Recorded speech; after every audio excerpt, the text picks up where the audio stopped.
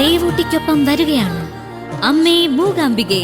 November 24 മുതൽ എല്ലാ ദിവസവും രാത്രി 8:30 നമ്മുടെ സ്വന്തം സൂര്യ ടിവിയിൽ.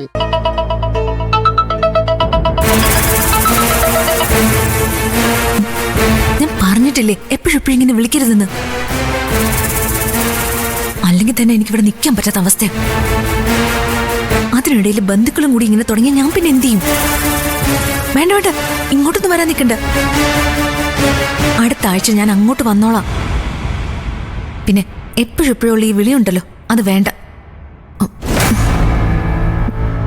എന്തെങ്കിലും ഉണ്ടെങ്കിൽ ഞാൻ അങ്ങോട്ട് വിളിച്ചോളാം.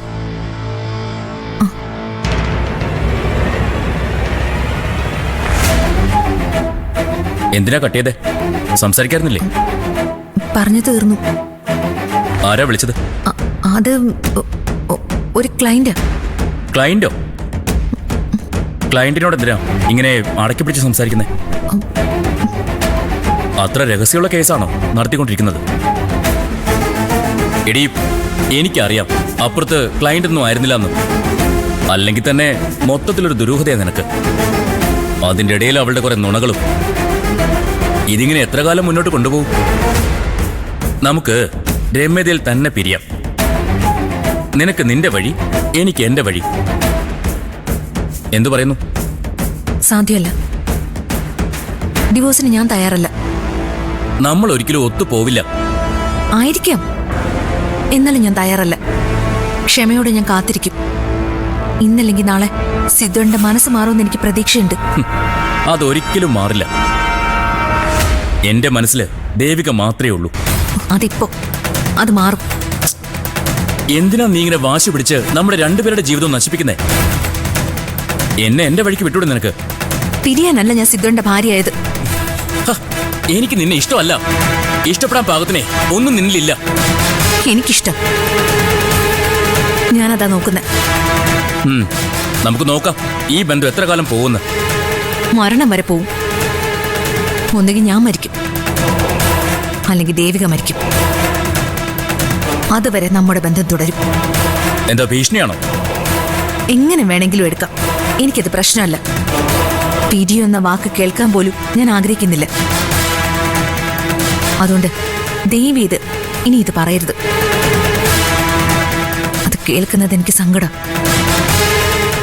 അതൊഴിവാക്കണം എനിക്ക് വേണ്ടി.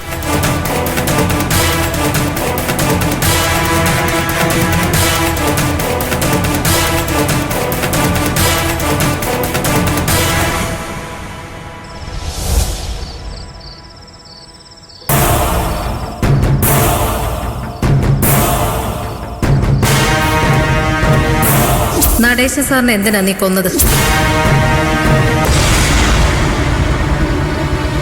ഒരു 10 ലക്ഷം 10 ലക്ഷം എനിക്ക് കിട്ടിയിരിക്കണം.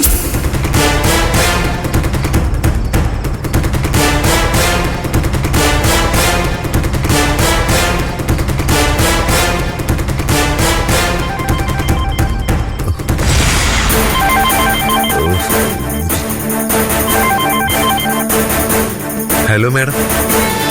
എന്തായി കാശിന്റെ കാര്യം? സംഘടിപ്പിച്ചോണ്ടിരിക്കുക. സംഘടിപ്പിക്കുന്നതേ ഉള്ളൂ, ഇതുവരെ റെഡി ആയില്ലേ? റെഡിയായി. പിന്നെന്താ തരാത്തത്? എനിക്ക് അത്യാവശ്യമാണെന്ന് നിനക്കറിയില്ലേ? നാളെ തരാം. ഒരു ദിവസം കൂടി ഞാൻ കാക്കും. വാക്ക് മാറിയ ഇല്ല, എന്തായാലും നാളെ തരാം. നാളത്തോടെ നമ്മൾ തമ്മിലുള്ള എല്ലാ ഇടപാടുകളും അവസാനിപ്പിക്കും. അതെന്താ നീ അങ്ങനെ പറഞ്ഞത്? ഭീഷണിയുടെ ഒരു സ്വരം ഉണ്ടല്ലോ നിന്റെ പറച്ചില്. അത് മാഡത്തിന് വെറുതെ തോന്നിയതാ. പോലീസല്ലേ, എല്ലാത്തിനോടും സംശയമായിരിക്കുമല്ലോ. നിന്റെ ചരിത്രം മുഴുവനും എനിക്ക് അറിയാം. എതിരാളികളെ ഉന്മൂലനം ചെയ്യുക, അതും ആരും അറിയാതെ. എന്നിട്ട് ആ കുറ്റം മറ്റുള്ളവരുടെ തലയിൽ കെട്ടിവെച്ച് മാന്യനായിട്ട് നടക്കുക. ആ തന്ത്രം എങ്ങാനും എന്റെ അടുത്ത് എടുക്കാനാണ് പ്ലാനെങ്കിൽ നിന്നെ ഞാൻ വെച്ചേക്കില്ല. അയ്യോ എന്റെ പൊന്നു മാഡം, മറ്റാരോടെങ്കിലും പെരുമാറുന്ന പോലെ മാഡത്തോട് ഞാൻ ഇതുവരെ പെരുമാറിയിട്ടുണ്ടോ?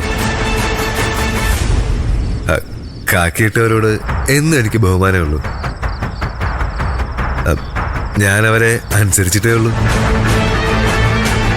ഒരു സംശയം മാഡത്തിന് വേണ്ട, നാളെ കാശ് കിട്ടിയിരിക്കും. ഇനി ഞാൻ വിളിക്കില്ല. വിളിക്കണ്ട, കാശ് എത്തേണ്ടടുത്ത് എത്തിയിരിക്കും. നിന്നെ ഞാൻ വിശ്വസിച്ചിട്ടൊന്നുമില്ല. 10 ലക്ഷം രൂപ അങ്ങനെ അങ്ങ് എടുത്തു തരും നീ എന്ന് കരുതാൻ മാത്രം മണ്ടിയല്ലല്ലോ ഞാൻ. നാളത്തെ വൈകുന്നേരം കഴിയട്ടെ, എന്നിട്ട് പറയാൻ ബാക്കി. മാഡം സമാധാനത്തോട് പോയി കിടന്നുറങ്ങും. എല്ലാം മാഡം ആഗ്രഹിക്കുന്ന പോലെ തന്നെ നടക്കും. ശരി ശരി, എന്നാ നമുക്ക് നാളെ കാണാം. മാഡം 10 ലക്ഷം തരുന്നതോടെ എന്നെ അങ്ങ് ഒഴിവാക്കിയേക്കണം എല്ലാത്തിന്നും. അത് ഞാൻ ഏറ്റു. പോലീസുകാരെ വിശ്വസിക്കാൻ പറ്റില്ലെന്നാ. ഒഴിയാൻ അവർക്ക് 100 കാരണങ്ങളുണ്ടാവും. ഞാൻ മാഡത്തെ വിശ്വസിക്കുക. എന്നെ നിനക്ക് വിശ്വസിക്കാം. ഞാൻ നിന്നെ പോലെ ആരെയും ചതിക്കുന്നവളല്ല. എന്നാ good night madam. Sweet dreams. ആയിക്കോട്ടെ.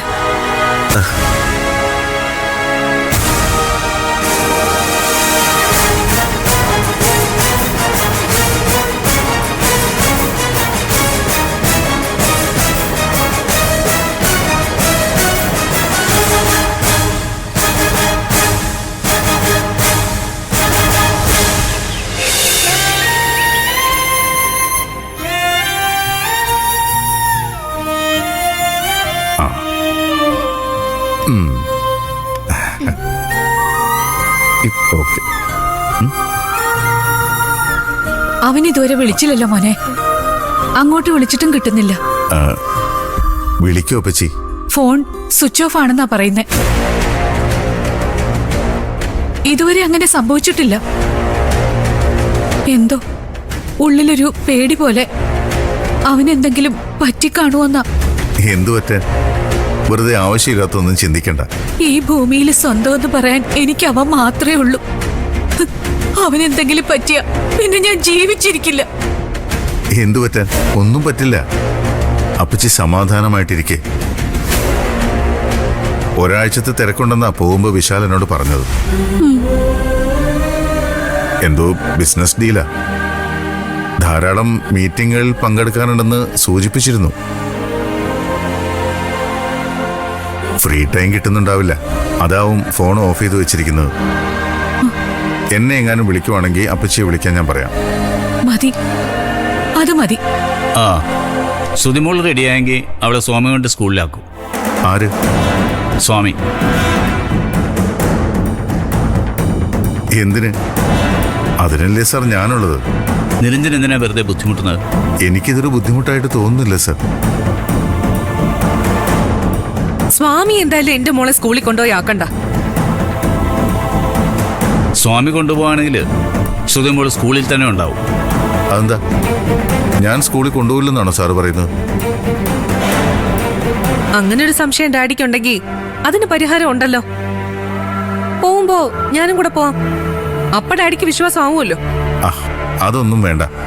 ഇപ്പൊ എങ്ങനെയാണോ സുതിമോൾ സ്കൂളിൽ പോകുന്നത് അതുപോലെ അങ്ങ് പോയാ മതി. അതാ മോൾക്കും ഇഷ്ടം അല്ലേ മോളെ? എന്നെ അച്ഛൻ കൊണ്ടുപോയാൽ മതി. Good girl.